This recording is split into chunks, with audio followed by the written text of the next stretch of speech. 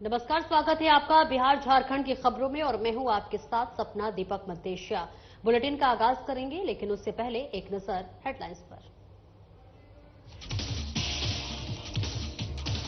Bihar BJP के नए प्रदेश अध्यक्ष दिलीप जायसवाल पहुंचे विधान परिषद। बीजेपी नेताओं ने किया जोरदार स्वागत। जायसवाल ने शीर्ष नेतृत्व का जताया आभार। दिल्ली में केंद्रीय गृह मंत्री अमित शाह से मिले झारखंड के क्रिकेटर सौरभ तिवारी। सौरभ के राजनीति में आने की अटकलें तेज। सौरभ तिवारी ने शाह को भेंट की पुस्तक। दरभंगा पहुंचे उप मुख्यमंत्री सम्राट चौधरी। मुकेश सहनी के पिता जितन सहनी के श्राद्ध क्रम में हुए शामिल। कहा, हत्याकांड का आरोपी काजिम अंसारी हो चुका गिरफ्तार। रांची में विधायक भानु प्रताप शाही ने सरकार पर बोला हमला। कहा, झूठ बोलकर सत्ता में आई हेमंत सरकार। कई मुद्दों को लेकर सरकार पर प्रशंसा। और आरजेडी विधायक विजय मंडल ने मुख्यमंत्री नीतीश के खिलाफ खोला मोर्चा। बिहार में भ्रष्टाचार और विकास में कमी का लगाया आरोप। कहा, सीएम विधानसभा में नहीं करते बहस। और बुलेटिन का आगाज करेंगे। बिहार बीजेपी के नए प्रदेश अध्यक्ष दिलीप जायसवाल विधान परिषद पहुंचे, जहां बीजेपी नेताओं ने उनका स्वागत किया। इस दौरान बीजेपी प्रदेश अध्यक्ष दिलीप जायसवाल ने कहा कि शीर्ष नेतृत्व ने हम पर भरोसा दिखाया है, इसके लिए सभी को धन्यवाद। आने वाले विधानसभा 2025 के चुनाव में संगठन के लिए बेहतर काम करने का मौका मिला है। इस पर हम खरे उतरने की कोशिश करेंगे। केंद्रीय नेतृत्व और प्रदेश नेतृत्व को मैं धन्यवाद देता हूं कि मुझे अध्यक्ष पद की जिम्मेवारी दी गई और भगवान से मैं प्रार्थना करता हूं कि मुझ में शक्ति दे कि मैं अपनी जिम्मेवारी को निर्वहन करते हुए अपने पार्टी और संगठन को मजबूत कर सकूं। पहले से आपको उम्मीद थी या अचानक से फैसला हो गया? नहीं, ऐसी कोई उम्मीद नहीं थी। कल रात तक भी मुझे पता नहीं था। 11 बजे रात के बाद ये पता चला कि इस तरह का फैसला केंद्र ले रही है। सामने विधानसभा चुनाव है, लोकसभा की कारकर्दगी अच्छी नहीं थी, शायद इससे उनको हटाया। देखिए, लोकसभा के चुनाव में हम 174 विधानसभा में काफी मतों से आगे रहे और जब भी नीतीश कुमार जी के नेतृत्व में और एनडीए गठबंधन ने चुनाव लड़ा है, तो अगर 15 साल का आप इतिहास देखिए तो एनडीए गठबंधन बहुत ही भारी बहुमत से जो है आगे बढ़ा है। इसलिए कोई चुनौती नहीं है। सम्राट जी बहुत ही अच्छे हमारे विधायक दल के नेता हैं और उनकी जिम्मेवारी उप मुख्यमंत्री की है और विधायक दल की नेता की है, पार्टी के नेता हैं। वहीं केंद्रीय गृह मंत्री अमित शाह से झारखंड के क्रिकेटर सौरभ तिवारी ने मुलाकात की। इस मुलाकात के बाद सौरभ तिवारी की राजनीति में आने की अटकलें तेज हो गई हैं। आपको बता दें कि पूर्व अंतर्राष्ट्रीय क्रिकेटर सौरभ तिवारी ने दिल्ली में केंद्रीय गृह मंत्री अमित शाह से मुलाकात के दौरान एक पुस्तक भेंट की। इसके बाद से चर्चा तेज है कि सौरभ तिवारी जल्द ही बीजेपी में शामिल हो सकते हैं। आगामी विधानसभा चुनाव से पहले उनकी अमित शाह से मुलाकात उनकी राजनीति में आने का संकेत रूप में देखा जा रहा है। आपको बता दें, सौरभ तिवारी ने पिछले वर्ष ही प्रथम श्रेणी क्रिकेट से संन्यास लिया था।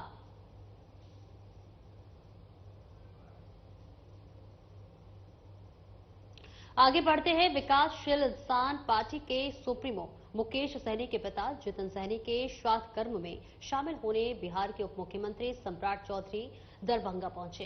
इस दौरान उनके साथ बीजेपी के नवनियुक्त बिहार प्रदेश अध्यक्ष दिलीप जायसवाल, उद्योग मंत्री नीतीश मिश्रा और जीवेश मिश्रा मौजूद रहे। सम्राट चौधरी ने मुकेश सहनी से मुलाकात कर सांत्वना व्यक्त की। वहीं मीडिया से बात करते हुए सम्राट चौधरी ने कहा कि हम एक पारिवारिक कार्यक्रम में शामिल होने के लिए यहां पहुंचे हैं। वहीं भगवान दिवंगत आत्मा को शांति प्रदान करें। आपको बताते चले, विकासशील इंसान पार्टी के सुप्रीमो मुकेश सहनी के पिता जितन सहनी की हत्या 15 जुलाई को कर दी गई थी। हत्या के 24 घंटे अंदर पुलिस ने हत्याकांड के मुख्य आरोपी काजिम अंसारी को गिरफ्तार कर लिया था। वहीं इस कांड में पुलिस ने अब तक 5 अभियुक्तों को गिरफ्तार कर न्यायिक हिरासत में भेज दिया है।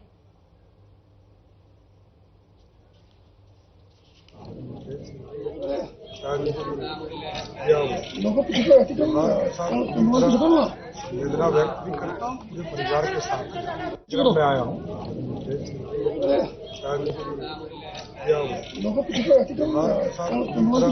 संवेदना व्यक्त भी करता हूँ, पूरे परिवार के साथ। चलिए, तो आपको बताते चले कि ये मामला है आपका जहां पर सम्राट चौधरी देखिए मुकेश सहनी से मुलाकात का सांत्वना व्यक्त की है, वहीं मीडिया से भी बात की है उन्होंने और बात करते हुए उन्होंने कहा है कि इस पारिवारिक कार्यक्रम में शामिल होने के लिए वे पहुंचे हुए हैं। भगवान दिवंगत आत्मा को शांति प्रदान करें।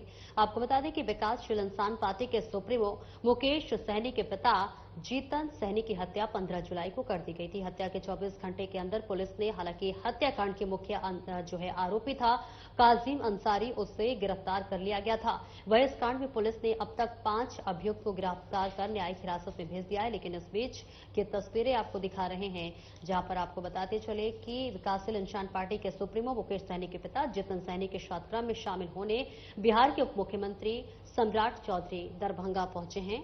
ये तस्वीरें भी दिखा रहे। इस दौरान उनके साथ बीजेपी के नवनियुक्त बिहार प्रदेश अध्यक्ष दिलीप जायसवाल, उद्योग मंत्री नितेश मिश्रा और जावेश मिश्रा मौजूद रहे। सम्राट चौधरी ने मुकेश सहनी से मुलाकात कर सांत्वना व्यक्त की है। वहीं मीडिया से भी बात उन्होंने की है।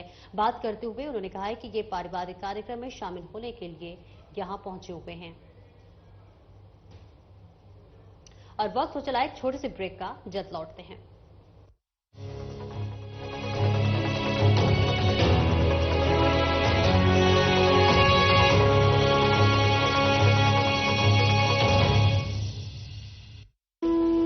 झारखंड में श्रावणी मेला एक महीने लंबा त्योहार पूरे देश से भक्तों को आकर्षित कर रहा है। यह एक उत्सव है जो आस्था, परंपरा और आध्यात्मिक उत्साह को मिलाकर मनाया जा रहा है। इस साल पहली बार देवघर और दुमका में झारखंड सरकार भीड़ प्रबंधन के लिए AI आर्टिफिशियल इंटेलिजेंस उपकरणों को इस्तेमाल कर रहा है। बाबाधाम ऐप तीर्थ यात्रियों को वास्तविक समय के अपडेट और आवश्यक जानकारी प्रदान कर रहा है। झारखंड सरकार ने सुरक्षा कड़ी कर दी है। देवघर में अतिरिक्त पुलिसकर्मी और बासुकीनाथ में भी अतिरिक्त सुरक्षा बल तैनात किए जा चुके हैं। कांवड़िया तीर्थ यात्रियों की सुविधा के लिए देवघर और दुमका में कई विश्राम क्षेत्र, तंबू और आश्रय बनाए गए हैं। तीर्थ यात्रियों की स्वास्थ्य और सुरक्षा को सुनिश्चित करने के लिए चिकित्सा सुविधाएं भी स्थापित की जा चुकी हैं। जोहार, सावन आ चुका है, श्रावणी मेला भी प्रारंभ हो चुका है। झारखंड की इस देवभूमि पर, बाबा नगरी पर दुनिया भर के सभी श्रद्धालुओं का झारखंड स्वागत करता है। झारखंड सरकार आपका स्वागत करता है। सभी कांवरियों को बेहतर से बेहतर सुविधा कैसे मिले, इसका पुख्ता इंतजाम बाबा नगरी पर हम लोगों ने किया हुआ है। आप सब लोग आए, बाबा भोलेनाथ का दर्शन करें। भगवान भोलेनाथ से प्रार्थना करता हूं कि आप सभी का मनोकामना पूरा हो। हर हर महादेव। मुख्यमंत्री हेमंत सोरेन के नेतृत्व में राज्य में नियुक्तियों का सिलसिला जारी है। गुणवत्ता युक्त शिक्षा उपलब्ध कराने के उद्देश्य से मुख्यमंत्री हेमंत सोरेन ने स्नातकोत्तर प्रशिक्षित 1500 शिक्षकों के बीच नियुक्ति पत्र का वितरण किया। अभी और भी स्कूल ऑफ एक्सीलेंसी बनेंगे और भी शिक्षकों की नियुक्ति होगी। हमने आपके लिए और अपने आने वाली पीढ़ी के लिए स्कूल ऑफ एक्सीलेंस बनाया और आज हम आने वाली पीढ़ी के लिए एक्सीलेंट टीचर दे रहे हैं। आप लोगों से यही उम्मीद करेंगे कि हम अपने आने वाले पीढ़ियों को इस तरीके से तैयार करें कि वो एक्सीलेंट रिजल्ट भी लेके बाहर आए। नियुक्ति पत्र प्राप्त कर अभ्यर्थियों ने अपनी खुशी और धन्यवाद व्यक्त किया।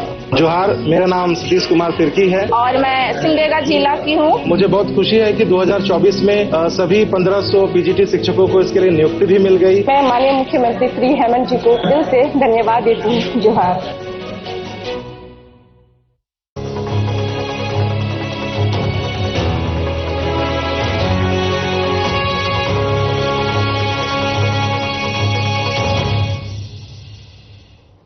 और ब्रेक के बाद एक बार फिर से स्वागत है आपका। बढ़ते हैं खबरों की ओर। शुक्रवार 26 जुलाई से झारखंड विधानसभा का मानसून सत्र प्रारंभ हो गया है। ज्यादातर विधायक राजधानी रांची के हरमू बाईपास रोड से गुजरते हुए विधानसभा पहुंचते हैं। आपको बता दें कि इसे देखते हुए सरना प्रार्थना सभा रांची ने आदिवासियों के जल, जंगल, जमीन बचाने को लेकर सहजानंद चौक के पास सड़क किनारे मानव श्रृंखला बनाया। सरना प्रार्थना सभा के आकाश बेग ने बताया कि सरकार आदिवासियों की है, लेकिन आदिवासियों की जमीन लूटी जा रही है। सरकार को इस पर कड़ा कदम उठाना चाहिए। अगर सरकार आदिवासियों की जमीन बचाने में नाकाम रहती है तो आगे आंदोलन किया जाएगा।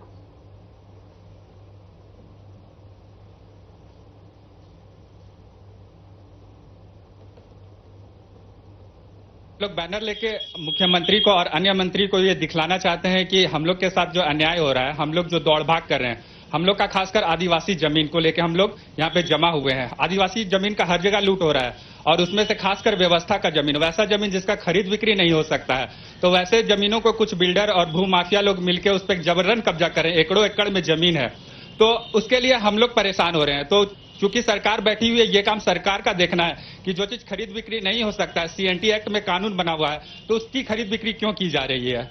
तो हम लोग सरकार का ध्यान आकर्षण इस ओर कराना चाह रहे हैं कि वो इस पे अपना संज्ञान लें। धरना प्रार्थना सभा रांची की ओर से आप देख सकते हैं कि एक लंबी मानव श्रृंखला लगाया गया है, जिसमें तमाम जो पोस्टरें लगाई गई हैं उस पर लिखा गया है आदिवासी जमीन की रक्षा हो, भूमि घोटाला बंद हो। यानी इन लोगों की मांग है कि जो आदिवासियों की जो जमीन है, पुश्तैनी जमीन है, जिस पर सिर्फ आदिवासियों का कब्जा होना चाहिए, उस पर भूमाफियाओं की नजर पड़ी है और जब बड़े बड़े बिल्डर इस जमीन को कब्जा करने के लिए तरह तरह के हथकंडे अपना रहे हैं। तो ये मानव श्रृंखला लगाकर आज चूंकि बता दें कि आज सदन की मानसून सत्र की पहला दिन है और इस रोड पर ये मानव श्रृंखला लगाकर मुख्यमंत्री को जगाना चाहते हैं, मुख्यमंत्री का ध्यान आकर्षित करना चाहते हैं कि आदिवासी राज्य में आदिवासी जब मुख्यमंत्री हो तो आदिवासियों के हक व हकूक पर कोई कब्जा करे, ये इन्हें बर्दाश्त नहीं है। और बोल रहे हैं कि अगर इसके बावजूद भी अगर सरकार का ध्यान आकर्षित नहीं होता है तो इससे भी बड़े आंदोलन की तैयारी में ये लोग जुटे हुए हैं। हालांकि इन लोगों ने अभी साफ तौर पर कहा कि सिर्फ हम मुख्यमंत्री का ध्यान इस ओर जो आकृष्ट कराना चाह रहे हैं कि आदिवासियों की भूमि घोटाले हो रहे हैं, भूमि पर बिल्डर के या बड़े बड़े माफियाओं की नजर है, उस पर रोक लगे। कैमरामैन सूर्यांश के साथ विकास सिन्हा, साधना। वहीं झारखंड विधानसभा का मानसून सत्र शुक्रवार 26 जुलाई यानी कि आज से शुरू हो गया है। ये सब वर्तमान सरकार का अंतिम सत्र माना जा रहा है और ऐसे में विपक्ष सरकार को जन विरोधी फैसले, भ्रष्टाचार और लॉ एंड ऑर्डर को लेकर सदन में घिरने की पुरजोर कोशिश कर रहा है। झारखंड में एक और मुद्दा तेजी से गरमा रहा है। दरअसल बीजेपी आरोप लगा रही है कि झारखंड के पाकुड़, गोड्डा, दुमका में रास्ते बांग्लादेशी और रोहिंग्या मुसलमानों की तेजी से घुसपैठ हो रही है और इन तमाम मुद्दों पर बीजेपी विधायक और विरोधी दल के मुख्य संचेतक बिरंची नारायण से बात की हमारे संवाददाता चंदन वर्मा ने। आइए दिखाते हैं। विधानसभा का मानसून सत्र शुरू हो गया है और यह हेमंत सरकार के इस वर्तमान सरकार का आखिरी सत्र है। हमारे साथ बात करने के लिए बीजेपी विधायक और विरोधी दल के मुख्य सचेतक बिरंची नारायण हैं। इनसे बात करते हैं। सर, ये आखिरी सत्र है और इससे पहले हुए सत्र में जितने वादे किए गए थे, जितने फंड पास कराए गए थे, क्या लगता है अब इस आखिरी सत्र में जो कुछ दिनों का सत्र है, इसमें कितना डेवलपमेंट का काम हो सकता है? ये सरकार की मंशा क्या है? देखिए, सरकार पहली बात तो है ही नहीं। सरकार के स्थान पर ये सर्कस चल रहा है। सर्कस झारखंड में पूरी तरह सर्कस है सरकार के नाम पर, और इसके रिंग मास्टर हेमंत सोरेन जी हैं। वो कभी अंदर जाते हैं, कभी बाहर आते हैं। अब जिस राज्य का डीजीपी 4 साल के अंदर 3 बदल जाए, जिस राज्य का डीजीपी बदल जाए तो विधि व्यवस्था कहां रहेगा? अब जिस राज्य का मुख्यमंत्री जेल में जाए, जिस राज्य का मंत्री जेल जाए, जिस राज्य के 2 आईएएस अधिकारी जेल में जाए, जिस राज्य के सत्ता के बड़े बड़े ब्रोकर दलाल 2 दर्जन से ज्यादा जेल की सलाखों के पीछे हो, तो सरकार का भगवान ही मालिक, सरकार है नहीं। और जहां तक आगामी सत्र की बात है तो मैं आपको विश्वास दिलाता हूं कि पूरा हंगामेदार होगा, क्योंकि इन्होंने कोई काम नहीं किया, सिर्फ राज्य का बंटाधार किया, भ्रष्टाचार किया, लूट किया, पत्थरों को लूटा, खजाना लूटा, बालू लूटा, सबको ठगा, पारा शिक्षकों को ठगा, सहायक पुलिसकर्मियों को ठगा। मैं आ रहा हूं कि क्या आपको पीड़ा नहीं होती है कि जिस सहायक पुलिसकर्मियों को आपकी सरकार ने नौकरी देने का काम किया, रोजगार देने का काम किया, आज उन्हीं पर हेमंत सोरेन की सरकार लाठी चलवा रही है? नहीं, मैं तो कह रहा हूं कि हमें पीड़ा है। देखिए, हमें इसलिए पीड़ा है कि इस राज्य को स्वर्गीय प्रधानमंत्री अटल बिहारी वाजपेयी जी ने बनाया, और मैं आपको विश्वास दिलाता हूं कि जिनका बच्चा नहीं होगा उनको दर्द कैसे होगा? दर्द ये इस प्रसव पीड़ा को भारतीय जनता पार्टी ने झेला है और भारतीय जनता पार्टी ने राज्य बनाया है, हम ही इसको संवारेंगे। ये हेमंत सोरेन जैसे, झारखंड मुक्ति मोर्चा, कांग्रेस जैसे लुटेरी पार्टी के लोग, कोई दर्द हो ही नहीं सकती कभी।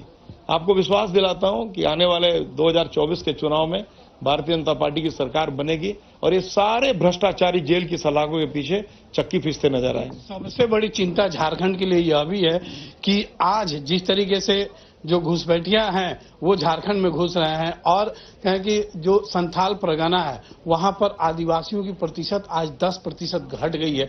ये कितना चिंताजनक बात है झारखंड के आदिवासियों के लिए। देखिए, बहुत ही दुखद है और मैं समझता हूं कि झारखंड सरकार भी बंगाल के रास्ते पे जा रही है। इन 5 सालों में जितना घुसपैठिया बांग्लादेशी चाहे रोहिंग्या हो, ये जितने बढ़े हैं पिछले 50, 60, 70 साल में भी नहीं बढ़े थे।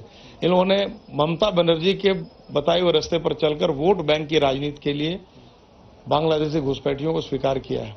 अब हमारी बहन बेटियां, जो आदिवासी बहन बेटियां, उनको बहलाकर, फुसलाकर, डराकर, धमकाकर लव जिहाद के माध्यम से पहले शादी कर रहे हैं, फिर पंचायती राज व्यवस्था में काबिज हो रहे हैं, हमारी आर्थिक जो व्यवस्था उस पर चोट पहुंचा रहे हैं, वो सैकड़ों एकड़ जमीन खरीद रहे हैं और आज बांग्लादेशी और रोहिंग्या 100 एकड़ जमीन का मालिक बन गया संथाल परगना में। तो ये चिंता का विषय है और जिस तरीके से ये सरकार आंख मूंदे बैठी है, मैं समझता हूं कि वो दिन दूर नहीं है कि झारखंड आज ज्वालामुखी के मुंह पे खड़ा है, वो धू-धू करके जलने लगेगा। और हेमंत सोरेन जी को याद रखना चाहिए कि आने वाली पीढ़ियां उनसे जवाब चाहेंगी और हम अगर चुप रहेंगे तो हमसे भी जवाब चाहेगी, हमारा हिंदू समाज भी हमसे जवाब चाहेगा। इसलिए मैं प्रभु से प्रार्थना करता हूं कि उन्हें सद्बुद्धि दे ताकि ये जो बांग्लादेशी घुसपैठ, मैं मांग करता हूं, भारत सरकार से भी मांग करता हूं कि आसाम के तर्ज पर यहां भी जो एनआरसी है वो लागू करे, एनआरसी लागू करे और एनआरसी लागू करके बांग्लादेशी घुसपैठियों को चिन्हित करे और यहां से मार भगाए। जेएमएम ने आप पर भी 2 बड़े सवाल उठाए हैं बीजेपी पर कि जो सीमा सुरक्षा है वो केंद्र की जिम्मेदारी है और बीजेपी शासित राज्यों में जो है घुसपैठियों की संख्या बढ़ी है। अरे भाई, मैं तो कह रहा हूं कि सवाल इसका नहीं है कि घुसपैठिए कहां से आ रहे हैं, सवाल इसका है कि वो लीकेज बंद होना चाहिए। अगर बीएसएफ में ही अगर लीकेज है उसको बंद करो ना, बंद करे। मैं तो कह रहा हूं कि जहां से भी लीकेज है, लेकिन प्रोत्साहन देने का काम 100% बांग्लादेशी घुसपैठियों को, रोहिंग्यों को ममता बनर्जी कर रही है, हेमंत सोरेन कर रहे हैं, अपना वोटर बढ़ा रहे हैं। वो वोट की गंदी राजनीति कर रहे हैं। बीएसएफ वाले वोट की राजनीति नहीं कर रहे हैं। ये कौन सोचेगा, कौन चिंतन करेगा? विषय में क्या सदन गूंजेगा इस बार? आप लोग निश्चित रूप से सोमवार को आप देखिएगा हंगामेदार होगा। बिल्कुल। तो ये जो घुसपैठियों का जो मामला है कहीं न कहीं बहुत ही चिंताजनक है, क्योंकि स्थिति ऐसी होती जा रही है कि आदिवासी गौन होते जा रहे हैं इन रोहिंग्या मुसलमानों घुसपैठियों की वजह से। तो इस तमाम मुद्दे को लेकर जो यह सत्र है वो कहीं न कहीं हंगामेदार होना है, जिसका साफ संकेत जो है विरोधी दल के मुख्य सचेतक बिरंची नारायण ने दिया है। अब देखना होगा कि क्या इस सदन में इस विरोध की जो आवाज है कहां तक गूंजती है। सहयोगी सूर्यान के साथ चंदन वर्मा, साधना न्यूज, रांची। और रुकेंगे छोटे से ब्रेक के लिए, जल्द लौटते हैं।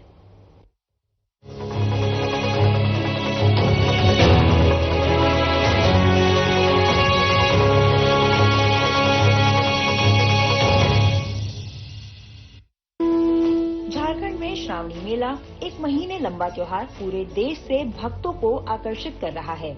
यह एक उत्सव है जो आस्था, परंपरा और आध्यात्मिक उत्साह को मिलाकर मनाया जा रहा है। इस साल पहली बार देवघर और दुमका में झारखंड सरकार भीड़ प्रबंधन के लिए एआई आर्टिफिशियल इंटेलिजेंस उपकरणों को इस्तेमाल कर रहा है। बाबाधाम ऐप तीर्थयात्रियों को वास्तविक समय के अपडेट और आवश्यक जानकारी प्रदान कर रहा है। झारखंड सरकार ने सुरक्षा कड़ी कर दी है। देवघर में अतिरिक्त पुलिसकर्मी और बासुकीनाथ में भी अतिरिक्त सुरक्षा बल तैनात किए जा चुके हैं। कांवड़िया तीर्थ यात्रियों की सुविधा के लिए देवघर और दुमका में कई विश्राम क्षेत्र, तंबू और आश्रय बनाए गए हैं।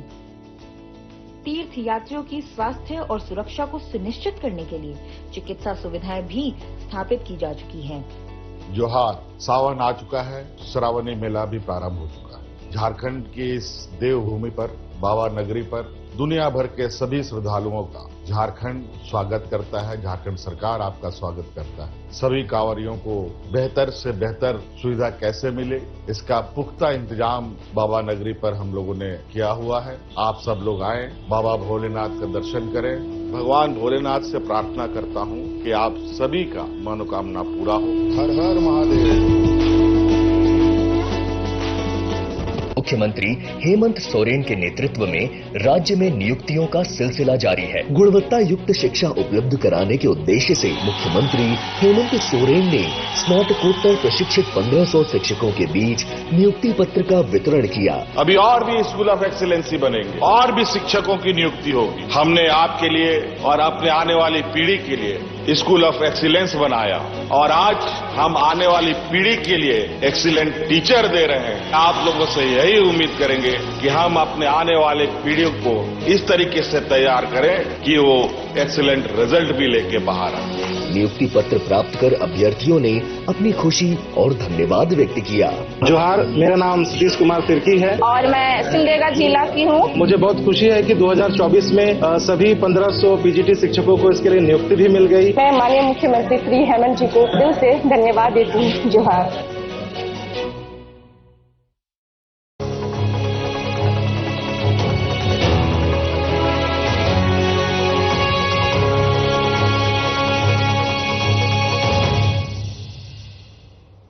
और ब्रेक के बाद एक बार फिर से स्वागत है आपका। बढ़ते हैं खबरों की ओर। झारखंड विधानसभा मानसून सत्र के पहले दिन सदन में पहुंचे विधायक भानु प्रताप शाही ने वर्तमान सरकार पर जमकर हमला बोला। उन्होंने कहा कि झूठ बोलने का नाम हेमंत सोरेन है। उन्होंने आगे कहा कि ये सरकार झूठ बोलकर सत्ता में आई है। आने वाले वक्त में हाथ पकड़कर इस सरकार को गद्दी से उतार देंगे। साथ ही कहा कि अब वक्त आ गया है कि इस सरकार को विदाई देने का हम लोग तैयारी कर रहे हैं और विदाई समारोह का आयोजन कर इस सरकार की आने वाले चुनाव में विदाई कर देंगे। आइए सुनते हैं भानु प्रताप शाही ने और क्या कुछ कहा। देख रहे हैं क्या हो रहा है झारखंड में। अब मुख्यमंत्री किसी जाति का हो जाते हैं।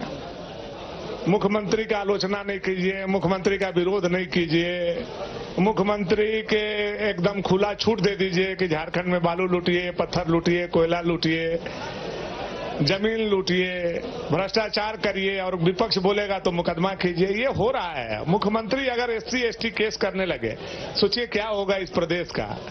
जो राजा हो वो अपने रैयत लोगों पर, अपने आसामी पर अगर केस करे, हम तो विपक्ष में हैं, सवाल उठाएंगे कि नहीं उठाएंगे। मैंने कौन सा गलत शब्द कहा? हमने कहा हाथ पकड़ करके उतार देंगे। हम लोगों के यहाँ पलामू में हाथ को गट्टा कहा जाता है, तो हाथ। और रुकेंगे छोटे से ब्रेक के लिए, जल्द लौटते हैं।